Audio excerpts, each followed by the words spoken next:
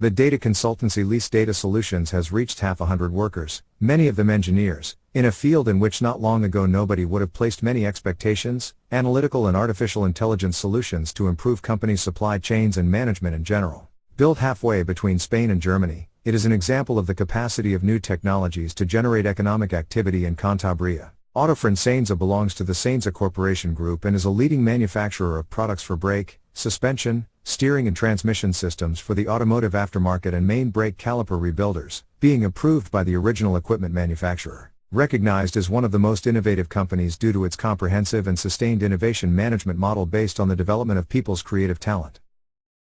We make use of an approach similar to the employed by Goulge AlphaFold, where sequences are transformed to images using the Gramian angular field that are then processed by a convolutional neural network. The output of such neural network is a low-dimensional representation that encodes the information in the autocorrelation of the time series. On top of such a structure, to close the loop and obtain a probabilistic output, we needed a model able to shift the attention at samples at different positions on time to be able to make predictions. To that end we use a state-of-the-art neural network, a transformer.